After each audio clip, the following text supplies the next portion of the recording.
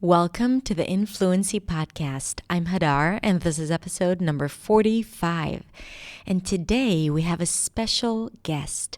Her name is Samara Bay, and she will talk to us about the practice and politics of how we speak and how we get heard.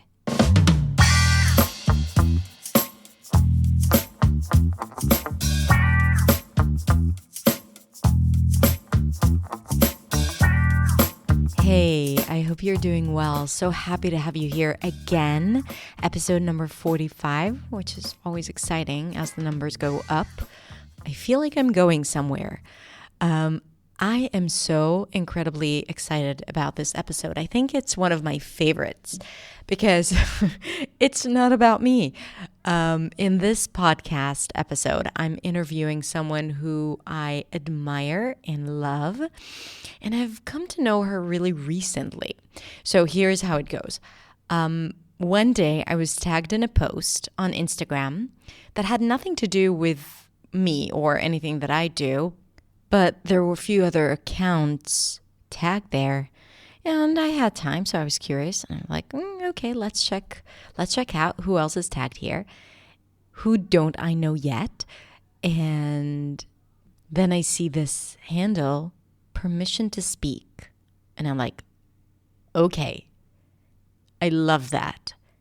I want to see who that is because I always talk about giving yourself permission to make mistakes and to be yourself and ultimately to speak. And that term, that phrase caught my eye and my heart. And I was like, I get this person without even seeing anything. So I go to the account and then I see it's a podcast. So I straight away go to iTunes and I check it out. And the moment I hear the intro and the premise of this podcast, I fell in love.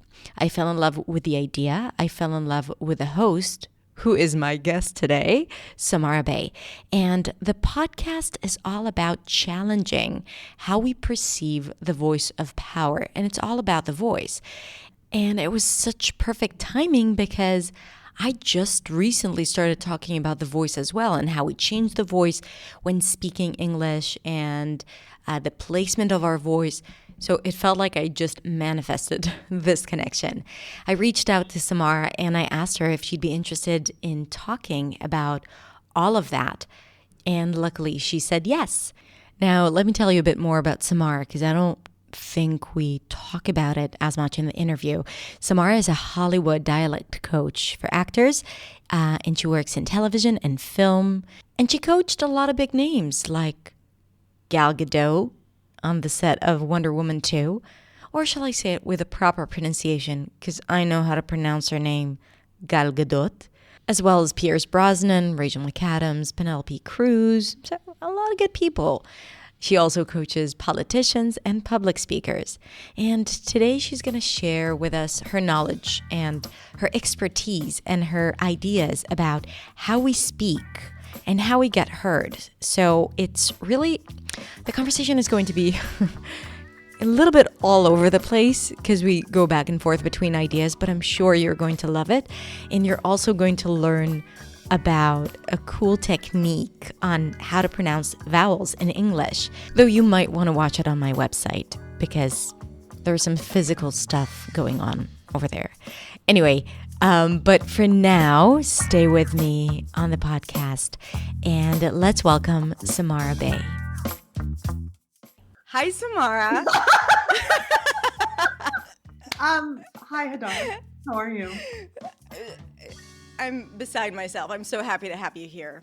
Thank you. Here in my studio in Tel Aviv. That's right. You know. That's right. That's right. Yep. I mean, look, I do not want to say that there's a billion silver linings for coronavirus because there are not, but one of them is that distance means nothing anymore if everything is right? remote.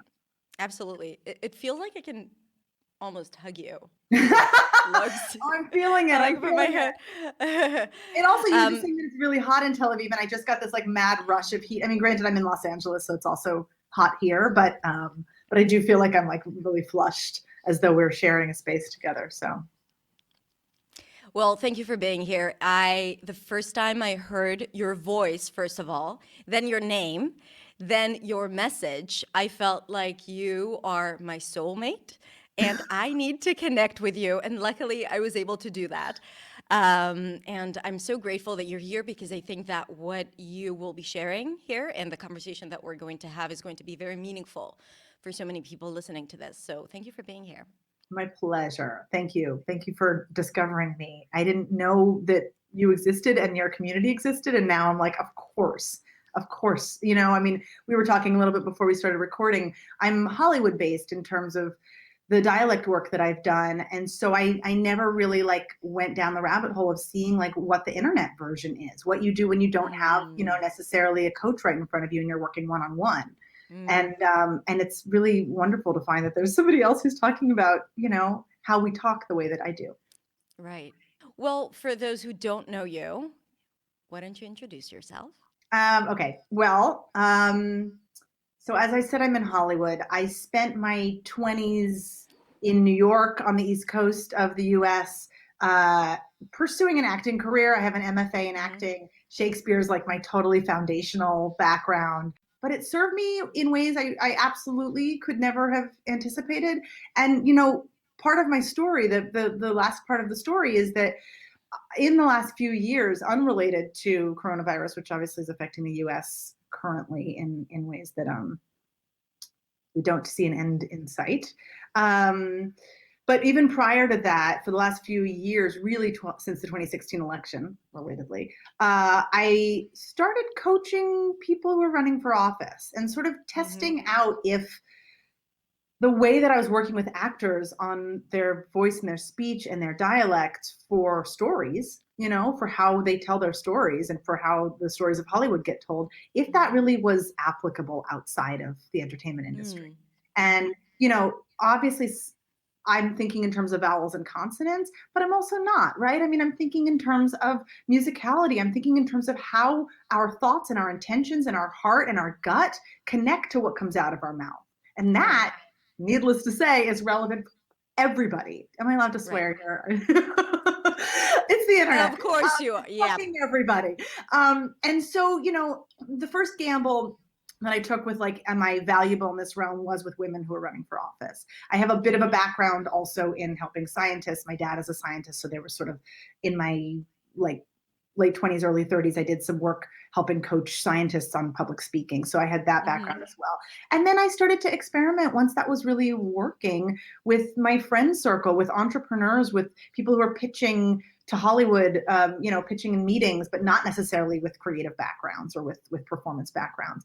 And what is it, especially for women, especially for marginalized people of any sort who have been told in all kinds of subtle ways or, you know, not so subtle ways their entire life that they're not what power sounds and looks like. I work with people on like how to, you know, change that story, how to teach the people around them that there's a new way that power can sound. And a lot of that is, you know, that the world has to change, but a lot of it is that we can affect the way that we are showing up in spaces. How much of it is the mindset and the conversation around it, and maybe sometimes like taking action, and how much of it is physical? It's such a good question. It's really both, and I think mindset is more important. Yeah, you know, I mean, not that they have to be in competition, right? But yes, like I think that if I were to give somebody a 1-minute warm up to do before a really, you know, scary conversation, whether it's a public speaking situation or just like a I need a raise type of thing, I would say the physical matters a lot in that particular case, because getting our body loose and feeling playful, dancing for a minute. If we only have 1 minute, I would actually just literally tell people to like dance and hum a little bit. But that is also because of the mindset aspect of it, which I would encourage prior to that 1 minute. But the mindset aspect of it is about telling ourselves in a really meaningful way, doing work on ourselves to trust that we deserve to be in that space. Yeah. I mean, you know, we do. And there's all kinds of subtle ways that even the strongest among us tell ourselves, but they don't really want to hear what I have to say. The amount, you know, I have this podcast and I've interviewed almost exclusively women, and most of them are really powerful. And they're on my podcast because they're experts in some capacity. And I've heard even among them what happens in my coachings, which is that when you ask a woman or somebody who has been, systematically told that their voice doesn't matter to tell a story about themselves, they figure out a reason not to. I think that I totally relate. And, I've been teaching, I've been helping non-native speakers for over 10 years. And the first few years of my coaching had to do only with the technical stuff, because that's what I knew and that's what I did. I had to kind of like overcome a lot of challenges and barriers, but I wasn't thinking about it, right? I was just doing it as I was on the go. And once I started incorporating mindset and changing limiting beliefs and reframing, and to talk about, to actually give them some actionable tasks to do and to show up and to speak up, the results. And I kept on doing the technical stuff and even less. I felt that the results were so much better because your podcast's name is Permission to Speak. This is exactly what it's about. Because people, it's funny because I always talk about it in terms of people who have accents and make mistakes and get stuck, so they don't feel that their voices deserve to be heard. They think that they're going to waste people's time. People are not going to understand them, or they're going to think that they're stupid because they made a grammar mistake, even though it's their second language, and it makes total sense. I mean, it's scientific that you would make mistakes. And most of the people that they're going to be talking to don't speak more than one language if they're speaking to speakers. This is part of the work, although it doesn't really help them. They don't believe it, right? It's the imposter syndrome. It's all of that they feel that they're just not enough. In a second language, even more. That's even heightened. So I absolutely see how that has worked for you as well. Yeah, and honestly, the phrase "permission to speak" has ended up resonating with me in more ways since I've launched the podcast, and also I just sold a book on the same topic. I know, to pay my Random House, but it made me really think about that phrase "permission to speak," because we can talk about the speaking part, but it doesn't really work without the permission part. Give ourselves permission. How do we do that? How do we think about the ways that we've set up these narratives in our mind that, how I sound is a worse way of speaking English than the people I'm speaking to, so they're going to be judging me. And even if they are, we have ways that we can either reinforce that or start to break that down. I mean, I've definitely coached just recently over the internet in this new era. I coached a gentleman who's from Iran who was talking about, and whose English really is quite choppy. I mean, he's quite new to the U.S. He's a refugee, but he's really joyful and was clearly like game to try something new. And I said, would you consider practicing ahead of time? I'm not big on obviously like memorizing things that we say. That doesn't sound organic, and it's not usually a great, recipe for success. But maybe you could work on a few key things that just bring you a little sparkle, that say something like, English is new to me, but I'm thrilled with how well I can communicate with you, or something that's like not an apology, but an acknowledgement. And just doing one of those up top is a way of warming up any space you're in and acknowledging the problem and making the problem the solution. And also, like, always being in a state of in process. It's new to me, but I'm doing my best to communicate well. I'm doing my best to be clear. Right. Or I learned a new word. If he did, or I learned, I've just been learning. I'm so excited to talk to you, American person who might be judging me, because I'm getting better and better every day. Still working on it. Like we get to frame it with the actual words that we say, as much as with our body language, with our tone of voice, all of that. It's important to do it before, and it's important to also do it after, when our tendency is always to remember the negative things and all the bad parts. I had once like a group coaching with women, and one of them stood up and she spoke about this talk that she gave, and she got really quiet and she was like, and then I got stuck for a few seconds, and it felt like the end of the world. Or it was 30 seconds, I don't know. But and I asked her, did anyone mention? I was like, no, they said it was a great talk. But for me, I felt like, English is not my thing. I stopped speaking after that. And it's just like, from this entire talk that she gave and answer, she got stuck. It happens in your native language as well. But when it happens in English, you associate it and you connect it to English. And then you think, this is just not for me. Well, and honestly, because For the last few months, I've been working almost exclusively with people for whom English is their first language. And we're just actually talking about issues that come up when we're public speaking. I can say to any of your, viewers who are and listeners who for whom English is their second language or third or fourth or whatever, brilliant, right. brilliant language skills you guys have, that this just is, it's so beyond this English as a second language issue. It really is like, how do we show up as humans? And that I'd say that not to say like you're to diminish your story at all, but to actually give you even more permission, if possible, that truly this is a human experience. How we put thoughts from inside our head, which have to do with feelings that we have, which do not have words attached, experiences we have had, which do not have words attached, and dreams that we have, which do not have words attached, and how we communicate those things from inside of us out is anyone's guess. Like, how do we figure out what word goes after what word to try to capture those things I just said that have no words attached? That is the human experience. And it feels really front of mind when English is not your first language and when we're speaking in a language that isn't our own. I mean, I spent a summer in France when I spoke semi-good, bad French. And I remember like how much I felt like I owed the people who were listening to me because of the favor that they were doing by being patient enough with my bad. I mean, I really feel what that is.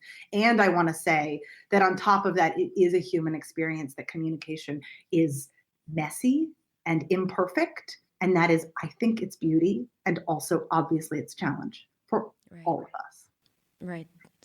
So beautiful. And there's something really comforting about that we're all in this together, and also solvable. Like it's not just about my English. So once English is no longer the issue, then it's a lot easier to speak with fluency, because fluency is only a result of the state of mind and the confidence. It really has nothing to, it has to do with vocabulary and grammar and all of that. But, a lot of times when people tell me about how they struggle to speak at work, I ask them, do you have the same experience when you're with your friend over a glass of wine? And they say no.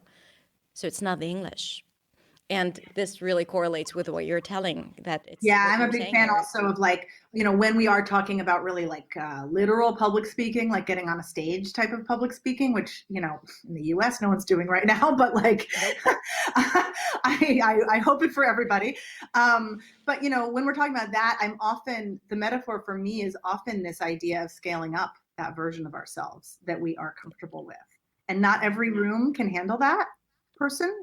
Sometimes our instincts are right that the version of ourselves when we're with our friends having a drink isn't appropriate, but often it is just a slightly heightened version, a slightly more like breathing, taking pauses, knowing that we have the floor and no one will interrupt us version of that conversational selves that we all have. And for many of us, it just feels so wildly different in those two different contexts. And if we can, one of the things that we can say to ourselves as we're preparing to speak in public, even if it's just in a meeting or whatever, even more so if it's just in a meeting, is, what am I like with my favorite people? How is she or he going to be welcomed in that room? The answer probably is very well. And we tell ourselves, no, but that space is more formal. No, but I can't dare bring myself into the room. And, I've talked to a lot of people. I have a episode that's coming out of my podcast soon with somebody, I don't want to give it away, but somebody who has worked with some of the greatest world leaders. And we talked about this issue of formality. And she said, the best public speakers are comfortable.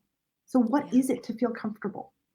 And obviously it feels like an oxymoron. It feels like a total opposite. You're supposed to be on a stage and feel discomfort. We all know culturally, like, being on a stage is supposed to be scary and awful and weird, and you're supposed to hate public speaking.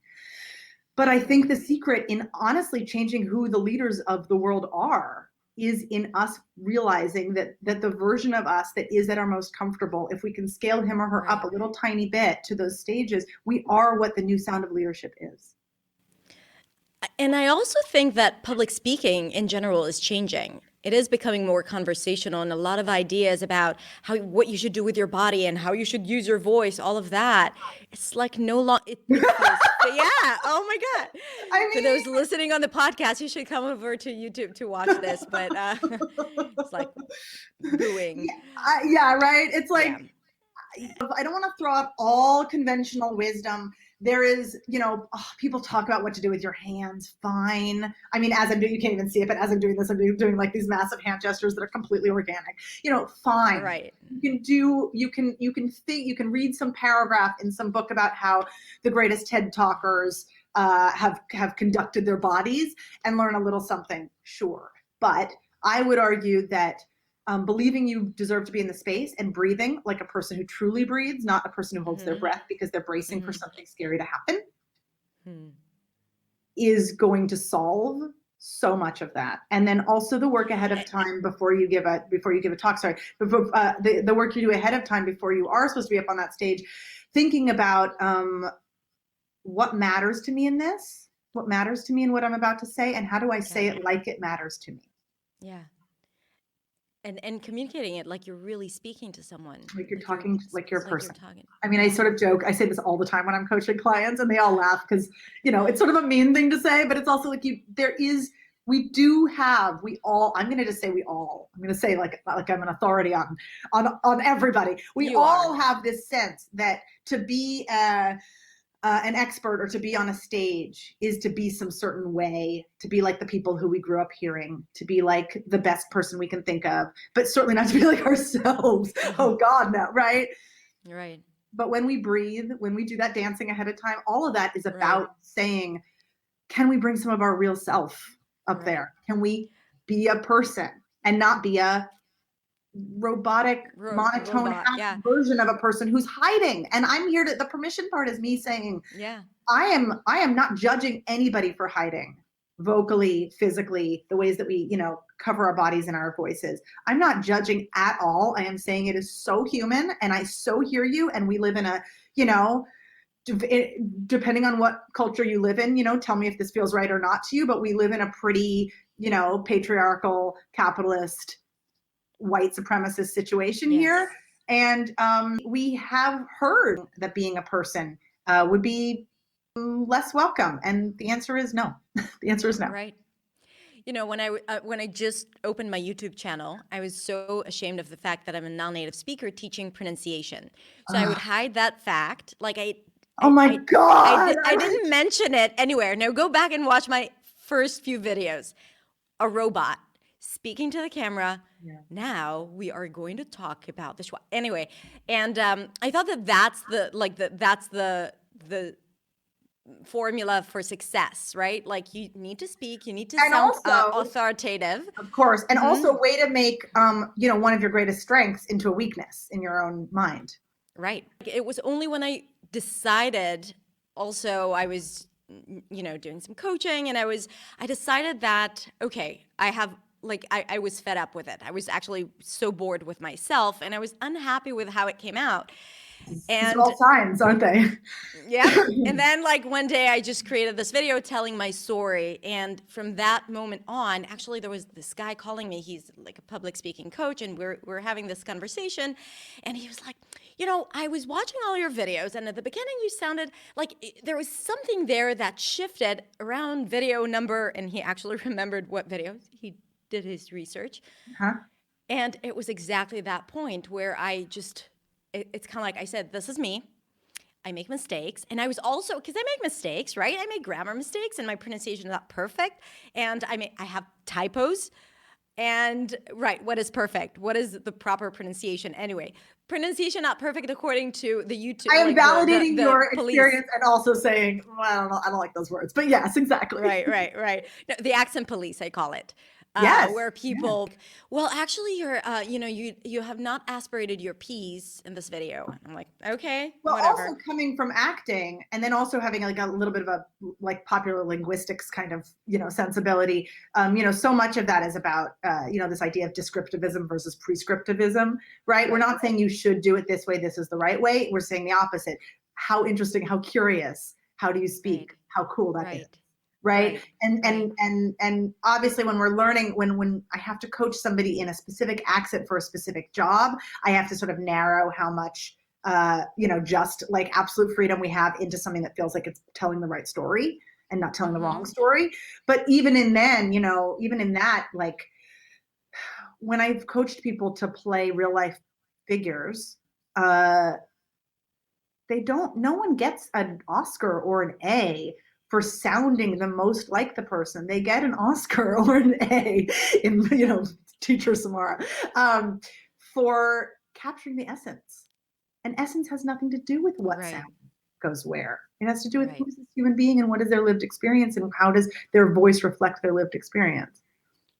And which is what I'm always interested in with clients, So how do you work? Maybe you can speak to that a little bit. Like, how would you help someone capture the essence of a sound, an accent, a language,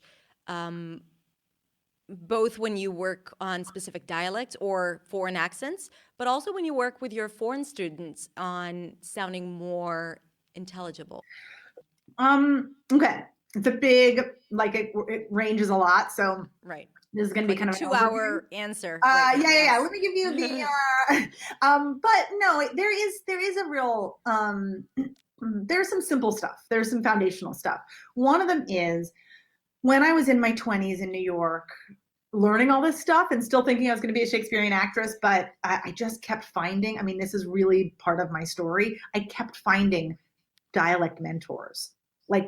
I was not looking and they found me or I found them. And, the part of me that super geeks out about this, like you do, was clearly already, bursting forth. And I was like, no, I'm an actress, thanks.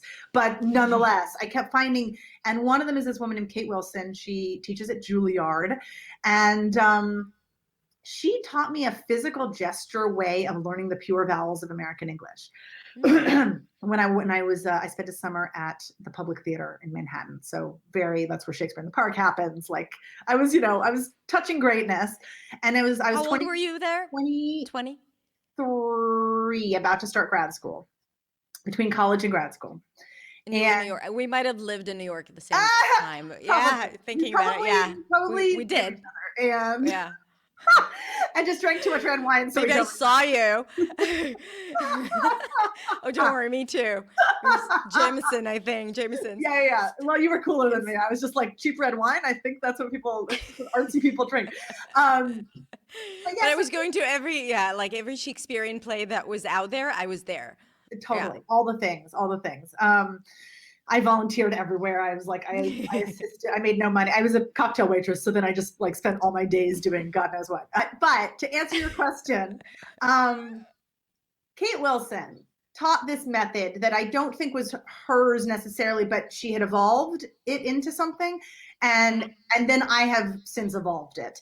And at her suggestion, because when I was in my late 20s and I got my first professorship at Pace University in Manhattan, teaching the BFA kids, so the undergraduate theater kids, speech for the stage. I called her and was like, could you remind me about some of that stuff? And she said, no, this is where you have to take it and make it your own, which was talk about a teachable moment. That was very valuable. So, but all of which is to say, there are physical gestures to keep track of all the vowel sounds. Here are a few that I can do while I'm in this square. A lot of them require like rubbing your tummy and stuff like that doesn't work so well over this. But and this is, as you said, better to see on YouTube than over audio. But so this is the short I sound I, as in sit, right? And this is E, right? As in B, or C. So if you have I and E, right. For I will say E exists in every language. It does not, right? It is one of those bizarro American words, American sounds, English sounds, which does exist in a few other languages. I don't want to say like we own that sound, but for so many foreigners. And when I taught it at Stella Adler Acting School in Hollywood, it's an international school. I didn't realize that when I got the job. I thought it was sort of going to be like Pace. And I was ready with my teach everybody standard American and then move on to doing Irish and, all these other things. And day one, I was like, oh, everything. No, I'm not a single American, which was a dream, really. I learned so much. I became a better coach for sure. and figured out my patter, or, patter makes it sound like I'm like a charlatan, but my patter as in like the way I talk about this stuff that really lands with people with a lot of joy and a lot of speed, which is very much my MO. Like I want it to really work, and then like, let's, move on and you can practice on your own. I want people to feel autonomous as quickly as possible. That's very much my thing. Like, this is not about like, here's our long system and you have to come to me for 6 years. It's like, let me throw at you as much as I can. If you record it and take notes and whatever, sit with it, do your own thing, come back to me when you need auditions for specific stuff. But like, I really want you to just practice it on your own and feel this out and watch videos and listen to people who are your type but sound a little differently from you, and sound that out in your mouth and feel what it feels like. And the sort of like soft brain version of this, rather than sort of get out your book brain version of this. So part of that is why those physical gestures really worked for me. So, when I had that sound, and I had this Argentinian girl who very memorably said, I just want help with like how to say beach and not less sound like I'm saying beach. Like, I don't want to go to the beach. I want to call her a beach. And I'm like, you need the short I sound. And we can talk about how we make that in the mouth, but honestly, I was never trained that way. I think it's about like, I don't want to. It doesn't resonate with them too. But for me, oral posture is not a phrase that helps me. If you're looking at a specific character, to go to your question about somebody who's playing a specific person, absolutely. When you watch that person, if something hits you like, oh God, they feel really far back, or they feel really weirdly present, or God, this part of their face seems like it's opening up. That kind of a hit that's like image based. Use that. But if it's like everybody from this part of the world has this oral posture, I'm like, no. As an actor, especially, I'm like, so I'm supposed to have an intention as this character, and also think about where the So, I mean, I guess part of it is I start with those physical gestures to help people just literally know what the pure vowel sounds Give me some more. Do you remember? There's no, of course. I mean, I could do all of them if you want the whole like, but it's a little, please. Just a few more. Okay. Well, so this is apple. It's like you have an apple. I've actually recently been starting to teach it like this, because I don't want people to feel like oral posture wise. I don't want people to feel like it's a push back sound. Right? It should feel sort of like it's coming out of you. For obviously most of the world, this sound doesn't exist either. And it's weirdly ugly. And I say that with no judgment, but I say that on purpose because so many people try to find a beautiful version of it. And if you try to find a beautiful version of you get one of the other English sounds, which is as in father. And Spanish and Hebrew and a lot of languages have an in-between sound which we don't have. So what we have to figure out, if we're an American, we have to figure out if you have a name like, for example, Gal Gadot. That's my terrible American pronunciation of it on purpose. But if you have a name like Gal, right, and the proper pronunciation is Gal, then like we have to figure out, is it apple or father? So we can go to gal, which is a word in English, so we just naturally will go to gal, gal, or we can go to gall, right, which just sounds sure. And then we do that also with like pasta, the Romance language version of that would have a more forward sound, pasta, and instead we go to either British goes to pasta, and American goes to pasta. And this sound is super relaxed. It's like, I mean, it's also like giving your heart a little caress. So obviously my clients love this. It's like, you do this right before you go in for an audition. This is one of the easier sounds for people to produce. At the same time, they don't use it as often as they should and could, in English, because a lot of times they kind of like take the sound, especially when it's spelled with O, and turn it into O. But so I will say, physically, I'm gonna pop out just real fast for people who are watching. And it's like a little string coming out of your solar plexus. This is the short O sound. So we have two O's. I say we have two O's in English. Unfortunately, neither of them is the one that every other language has, which is O. We just do not round our lips like that ever. O. So we have that one I was just doing and then we have O, which is the diphthong of cup into oo. Right? So, but to go back to that first one, the non-diphthong one, and that sound, R-I. identical. I was about to say fucking identical again, but there you go. Are fucking identical. And, you know, we can argue with that in terms of length. Like technically ah is longer and ah is shorter. Right. But 50 years ago, they really had a difference.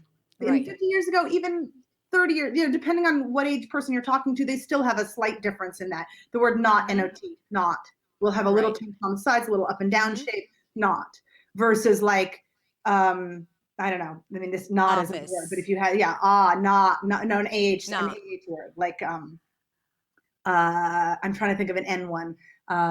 Narwhal.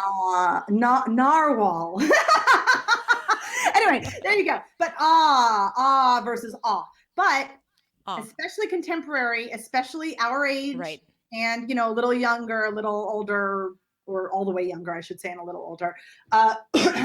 We should absolutely feel comfortable making them sound exactly the same. Short O, long A, and it's so much easier to merge sounds, and especially when, you know, you're speaking a second language and you have less vowels than the spoken language. So much easier to merge it and just do that. And then they go to the dictionary, or they hear from someone that this is what they should do, and they're like, well, I'm confused. And this is where language is like something that is very fluid, and you just need to, you first 100%. Need to just sound clear. Let's start with that. And if you say what I learned, I just got really excited. I'm sorry, I interrupted because you're 100%. And one of the things that was I only had 2 rules in my class when I used to teach at Stella Adler. They're kind of 2 versions of the same rule. Neither of them had to do with putting your cell phone away, but they were one, fuck spelling. Or if you wanted to put it a little bit more gently, spelling is irrelevant, because when you're trying to come up with rules for but this is spelled with O, so it must be ooh. I'm like, I'm so sorry on behalf of all English to tell you. You should be. I take full responsibility. I actually have this book, this thing that I recently reread. I mean, The Mother Tongue. He's an old white guy, and he's deeply problematic. And it's from 1990, and I'm like, oh my God, I was alive then, and it feels really, really, really wrong. But it is full of a lot of academic wisdom, and is told really funly. But it's called The Mother Tongue: English and How It Got That Way. It is a reminder that it's a reminder for anybody who needs it on the permission front, that, like, as you say, it's constantly evolving. The old English apparently used to be somewhat more like Spanish, where every sound actually maintained its integrity and had the spelling and the out loud was exactly, you could tell the rules by looking at it, is what I'm trying to say. Right. But not so much with contemporary English for anybody who's following along at home. So that was my first rule. But my other rule, which is why I bring it up, is ear honesty. Ear honesty. So if we're trying to say, but it should be, or but someone told us that this is what's right, listen to your ear and trust it. If you were hearing Americans make that ah sound and that short O sound, sound exactly the same, trust yourself, trust your ear. It's so good and so interesting, because there's always I notice that my students, for example, always doubt themselves of what they hear and what comes out, which is okay, because the brain does filter out a lot of information, especially if they're not used to sound. So they might like filter out the actual sound, and they hear it through the filter of the spelling, right? A lot of times, especially when it comes to the schwa. Then I once had an argument with a student we were debate, yeah, exactly. And he was like, yeah, there is O in computer. No, it's a schwa. It's like, no, I can hear, say it. And I said, computer. You said computer. And that little sound, he heard it. Our brain. And and it's true. Had you not studied spelling first thing as you started learning English, I mean, that wouldn't have been a problem, right? Yep. No, in fact, I have a 5-year-old who's beginning to learn to write and to read, and like, it's the opposite way, right? I mean, he knows the word computer, and so he would never spell it with an O. Right. And he has to be taught, reverse engineered back to like, well, I know it doesn't sound that way, but Bill Bryson How do you explain that? Yeah. So what do you think? We talked about it just before we hit record, and I told you about my thoughts and how I deal with the phrase "speak like a native," and I would love to hear what you think about it, and also what tips do you have for speakers of English as a second language who really struggle with physically their voices, like they don't come out. And I do think that it relates, right? Because they feel that their voices are not the standard or what people expect or what is the norm. I was asking a question, then I was answering it as No, it's so, as I I was agree with everything you asking. just said. No, I love it. Also, I'm new to podcasting. I have this podcast that's we just dropped episode 12 today. So Which, by the way, you have to go and subscribe to the podcast. It's called Permission to Speak. Really, I'm eagerly waiting every single week, or maybe I should say, I eagerly wait every single week for a new episode. So really, it's so good. Both verb tenses would have worked just perfectly. Also, the point of communication is communication, and I understood the thought. Exactly. Thank you. I mean, we're going to link to it, by the way. It's in the description and the show notes. That's very kind. Yeah. I mean, obviously, part of what I think we're both excited about in finding each other is that this conversation is just so, it doesn't happen very often anywhere, but it's really big and overlaps with every aspect of our lives. I mean, how we use our voice is just it's just so much not about literally how we use our voice. It's just not about like what pitch we're talking at, although that also matters and is interesting and has all kind of gender and stuff and all of that. Right. But it's about all the ways that we're showing up in the world and all the ways that we are or are not embracing our individualism. And then you had like two parts to an amazing question that I wanted to answer. And I don't remember that now. I don't think I remember it either. But okay, the voice changes when speaking because of. Okay, so no, you were asking about the native. Oh, and speak like a native, yeah. Yeah. How do you feel about that? Well, it's not a phrase that means much to me. I will say that. It makes me think. I'm gonna share a tiny metaphorical story that's very much not the same as what you're talking about, but is. But I have a friend who's in her mid-20s who is in Hollywood, was an assistant at a really massive, movie development company, and wanted to leave and start an activism organization for the assistant level people in Hollywood who have no money and no time to figure out small ways that they can be of use to the world and ultimately also kind of unionize. Like there isn't really a union for assistants and they're treated pretty terribly. So it wasn't going to be an official union, but the whole idea of of unionizing is like, we're stronger together than apart. And she had this idea, and we sat on this couch and she ran it by me, and I'm an advisor now on her, for her organization. And she said, but I'm just so young, I don't know if anyone will take me seriously. And I underline this because she took the thing that is the strongest about her position when she wanted to do this, the thing that makes her be able to hold a mirror up to everybody else in the town who is her generation and lead them, and thought of that as a weakness instead of a strength. And I think back to that a lot because I can feel when I do that to myself. And I think a lot of us do that to ourselves. And it is totally easy to say, if she were older and knew even more people, then she could have led better, but she would have been less connected to her people. And if you sounded 100% American, people out there, you would do better. But no, I mean, the thing is, we all bring our life experience to the table, and we aren't actually, no one really wants the most boring person to have the most power, right, except for the most boring person.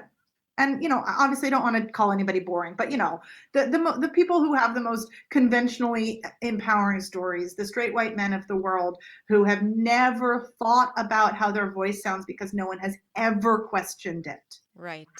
God bless them. I am not judging them, but I'm saying I'm not speaking to them. Right. And to everybody else, and even my husband, he is totally a straight white man, and I cop to that. But, his own experience, the place he grew up, the way that he felt as a kid, the different gradations of how we have felt kept out of power. We're allowed to sort of own all of that and then turn our problem into our solution, and not sit on that couch and say, but my greatest strength is my greatest weakness. And so, I just feel like when my foreigners have broken, my foreigners, quote unquote, my actors who are my clients, have broken through, have really gotten those roles that really reflect their souls, they get to be in that position everyone wants to be in, where they get to laugh at that time that they once thought that their background was a drawback instead of a benefit. It's like when you're validated by society, it's okay, right? But until then, and usually people are not validated. Then we have to just validate ourselves and ask our friends to validate us, and that is hard. And it feels. I mean, it feels quiet enough when we're just validating ourselves and our friends. It feels quiet enough that we still hear the voices that say you're not good enough. Yeah. But if you don't do it, like, you have to do it, because you won't be validated by others if you don't validate yourself, because you'll never show up. And then to make this really practical, how that ends up showing up in our voices is that we realize, okay, that little vocal warm up that I can do, and I don't mean a massive one. I'm not a big fan of like, you have to take 2 hours to warm up your, but that little 5-minute one where you make sure that your jaw is relaxed and you make sure that your tongue, which goes all the way down to here, like, isn't holding all of the tension of your life, and you're, trilling out your lips, you realize that the way that you can actually use your vocal apparatus for the athleticism that is speaking any language, but certainly English, is the way that new, slightly pushing out newfound confidence can show up in your voice. You can actually say, this is what showing up sounds like. I'm gonna in the phrase, this is what showing up sounds like, I emphasize the word up. Okay, I don't know, it's not a rule. It was not the most idiomatic thing, but it felt right in the moment. And then instead of saying, this is what showing up sounds like, which would be a really generic way of saying it, this is what showing up sounds like. Right. I'm not really breathing. I breathed and I punched the word up like it mattered to me. This is what showing up sounds like. And, not every circumstance and not every Zoom meeting you ever do requires that level of athleticism. But what if you can practice that on your own? And the answer to your question about what to do on your own to improve that, to me, besides, actually getting help on really specific sounds that your ear just needs to learn how to hear better, which, is what somebody like you is really valuable for, and somebody like me when I'm actually like doing it, which is right now I'm just book writing and living in a pandemic. But if you can memorize, if you can make yourself, whether you're an actor or not, memorize a bit of text, hopefully something that you really like. Maybe it's even just like 5 sentences out of Glennon Doyle's Untamed that speaks to you, or something that feels contemporary and feels like it means something or has the potential to mean something to you, and by which I mean your body does something. And walk around your house saying it and have it super memorized, so you're not thinking about the next line, not thinking about the next line, and just doing it. I used to do this all the time, and I did it with Shakespeare and I did it with contemporary stuff. But now it's like, pick anything that matters, poetry, whatever. And the more that you do that on your own in a room that feels safe and maybe alone, the more you can figure out, what is the version of me? She doesn't have to entirely be this person, but what is the version of me that isn't vocally hiding? What would she sound like? And what does she do to my body? And just try, see what happens. I mean, I wish I had like something I could pick up right now to sort of do an example, but I'm making enough sense. I have to tell you, I love it. I love it. And it's in the past, I think, 2 years, I have an online program and I have a bunch of students, and we were in a Facebook group. And then I said, I felt they needed something a little different 2 years ago. And I introduced them to the power speech based on the power pose, where they had to memorize a fierce monologue, right? One where the character is like shouting, and I told them, you have to memorize it. And they had to memorize it and then do it full out, because I wanted them to feel to experience feeling powerful in English without thinking about the words. Without thinking about the words. Without thinking about the words. Right. Memorization. With having this, yes. Especially something that you relate to and that you enjoy. And what I've seen there, you turn off that part of you that's like, what word is going to come next. And if you can take that off your plate, then you get to really just work on first, in a contained space, what does it feel like to stand up for myself? Right. And that insecurity of I don't know what to say next, is you really hear a difference in the voice. One of my students said, I never thought my voice could sound that way. Like I've never heard my voice that way, because she's like a very soft talker, and you could barely hear her videos, and all of a sudden she was like full out and very powerful. So I absolutely, I think that this is such a great technique. And acting in general, I started doing like acting workshops for my students who are non-actors, Yeah. but it's just they enjoy it so much and they learn so much from it, because when you set an intention, intonation is just like, or the melody or prosody or whatever is just a result if you know what you're talking about and you are safe using the words. I like to say that there's like two ways to go into a line of text that's complicated. And this goes for acting, but also for just, if you're public speaking, a line that Barack Obama says that's long and complicated to know which word gets the emphasis, like I just said with up in that earlier example, that there's two ways to go into this. One of them is to actually think, what is the operative word? And that takes a little bit of the hard brain instead of the soft brain. And it's a little bit of the operative word is the word that operates the thought. It's the word that gets the lift. And it's not necessarily the most interesting word in the thought. I like to give the example from when I worked with a Brazilian woman who had the line in the movie she was working on, I don't give a shit. And shit's the most fun word there, but give is actually where the emphasis goes, right? I don't give a shit. And if you actually say I don't give a shit, it sounds weirdly like you do give a shit, which is like really messing with the intention. It's a bummer. It's a bummer how idiomatic expressions work. Right. But my point is that there is the sort of intellectual way of going about it, which I'm not against. It's just that it has a time and place, and it's not going to feel as in the body. And then there's the emotional connection way. And I think of them not as competing, but as sort of checking your work.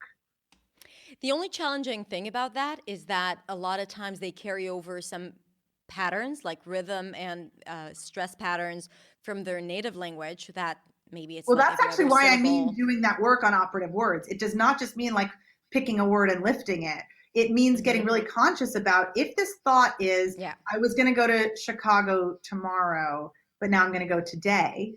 So tomorrow versus today are the two things that are being held in opposition. And the fancy, Shakespeare word is antithesis. Antithesis. By the way, a Greek word, because we're going to go to Greece together.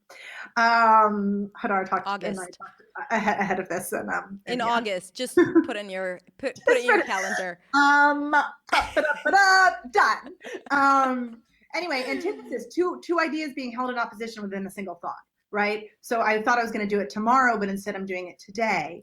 There are rules, and we follow those rules when we're Native American English speakers. We follow those rules, and even native speakers break those rules when they're suddenly public speaking. They don't, which word gets lifted? If they wrote it ahead of time and now they're out here, they're thinking about the audience, they're thinking about how they look, they're thinking about coming across sounding proper. And they're not connecting to the thought. And this is what I mean about these two things being ways to check your work. If ahead of time you have emphasis, you've underlined the word tomorrow to make sure that today and tomorrow get their nice little probably pitch punch, right? I thought I was going to do it today. I love it. Tomorrow.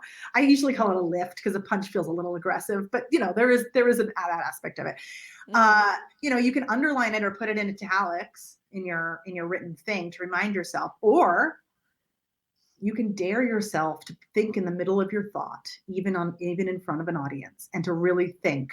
And if you really think, I was going to do this today, but I decided I needed to do it tomorrow, it will also lift. It will also do the punch.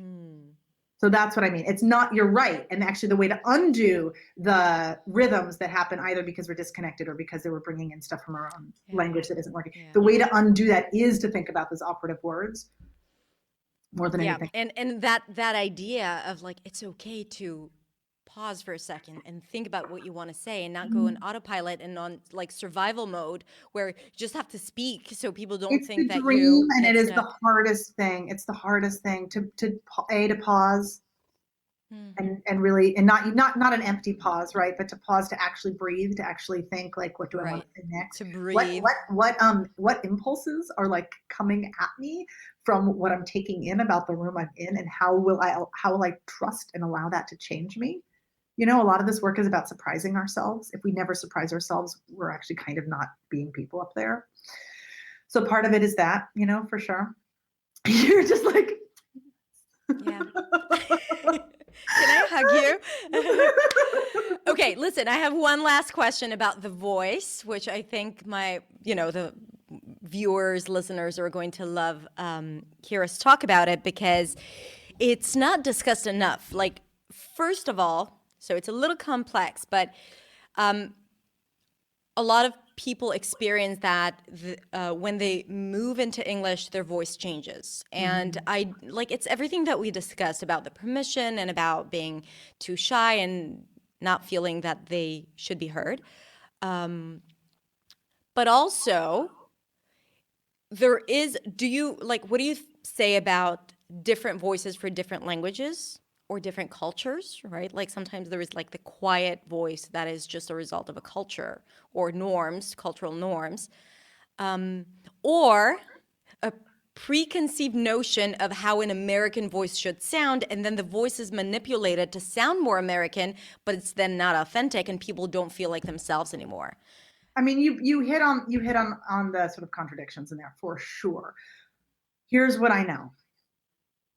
Some of what we do to manipulate our voice hurts ourselves, either on an anatomical level or in terms of our sense of power. And we're doing it because we think we have to be a certain way that we've heard other people be. Often that means, and this is not even necessarily language related, it's just sort of public persona related, but often that means that men especially go down a little bit in pitch and do what I lovingly call the superhero voice, right? So like if you talk like this, like everything come across is like really important. And I sound like Batman.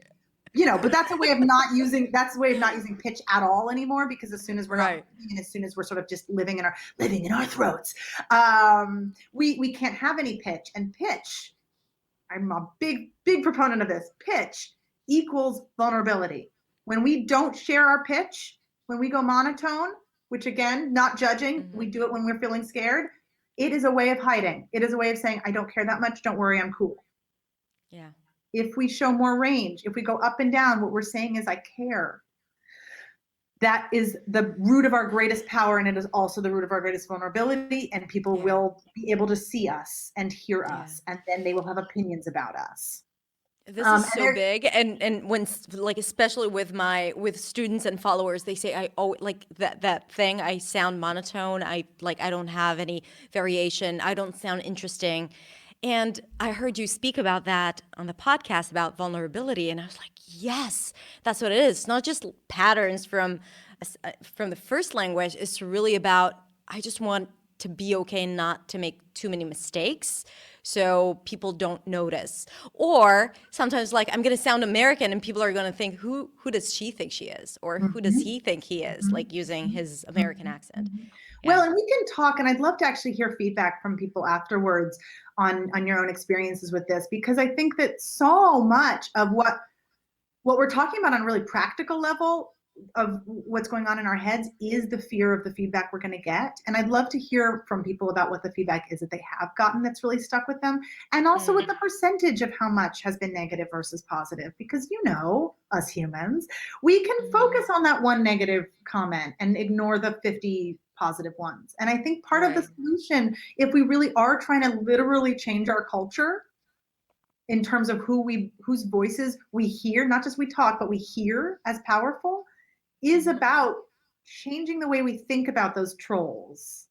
Yeah. Because they're out there, but they should not be defining all of our lives. Right. And especially if they're just a few really, people who are on their own goddamn journey, they can be them. But you already said it here, so you can. Ours. Yeah, they don't get to take over all of ours, and they have for way too long. And I think it's it's an image of the people who are going to mock us more than it's real. And I'm interested in what that is. And I think the only real solution is in all of us sharing our stories so that we can realize how much we're collectively stronger than them. Right, and so. I do encourage you, if you're listening or watching, to comment right below the video or on the podcast page and just share it with us. And you know what? I think that troll is like our inner critic for the most part, because a lot of times I ask them, do you know this to be true? Has someone told you that, like that judgment? They're like, no, I just know that they feel that way. Like, right. okay. Well, yes, and I also really want to validate the people who have had, for almost all of us. I mean, it's not one or the other. You're absolutely right. Yeah. And almost all of us have had some comment at some point in our lives, often when we were way young, that really stayed with us, whether it's front of mind or way dormant at this point, just like asleep in the back of our mind, but like affecting our actions. And that person, people, like, I just really don't want them to affect our story anymore. Yeah. Samara, so much insight, so many good things. I feel like I need to bring you to a sequel here. Yeah, I mean, truly, let's do a second part, because I feel like also there was a bunch of, we're going to do our homework and listen back for the questions that you asked, and then we got sidetracked and we didn't actually answer, because all of your questions were super right on. And there was one about pitch in there, for example, that we were just about to talk about. And this stuff is, this is why I pitched a podcast with, ongoing episodes, not just like a 10 episode thing, and iHeartRadio said yes, because this is hard for people to think about how big this topic is. But once we get into it, we realize everything is connected to it.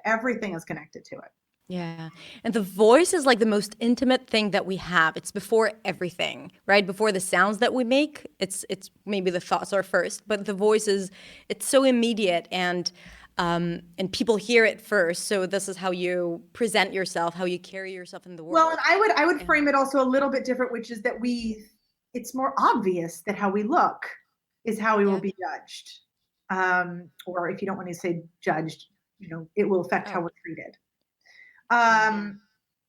And we often, not your listeners, and this is why it's like so stunning to be in this community, but for the public at large, we often forget that the voice is even something we have any A, control over, and B, like critical mind to even think about. Yeah. And yet, when things happen like, 5 women run for president in America and none of them make it to the final round, it does start to come out in these think pieces all over the place. But they're sort of like, everybody thinks they're having their own thought, and is it about is it about sexism or isn't it? And so what my dream with the podcast, and what I think you're doing over here as well, is creating a space to say, like, this is actually all different parts of the same story.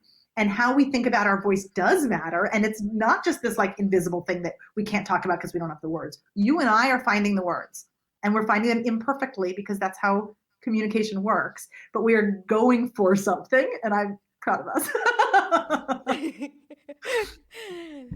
Samara, where can people find you? Because I'm sure everyone will want to. The greatest for me, my dream is that you listen to the podcast, which you can find on any podcast app. I mean, it's an iHeartRadio podcast, but it's also on Apple and Spotify. So it's Permission to Speak. They just have to type in Permission to Speak. I highly recommend it. Yeah. Mm-hmm. Thank you. Yeah. And then the other thing is, I'm really building up my Instagram community. Because I want as many people, commenting and DMing as possible, so that the podcast can truly be for you. Mm-hmm. So that's Permission to Speak Pod. So go over there and tell Samara what you thought about this interview and about the questions that she asked you. So go over there. She'll respond to you, to the DMs or comments. Yeah. And that's a privilege when we can do that. It's a dream. Truly, it's a dream. I mean, we're you and I are the ones who are on this screen and who've been thinking about this for the last 10 plus years, but every single person here shares the story with us, which is that we're really just trying to change the way that culture thinks about our voices. Yeah, exactly. Samara, thank you so much for this beautiful hour. I had so much, I've learned so much from you. I mean, needless to say, I fully geek out about this stuff, but it's because, my heart is really in it, and I can tell yours is too, and I love that. Thank you.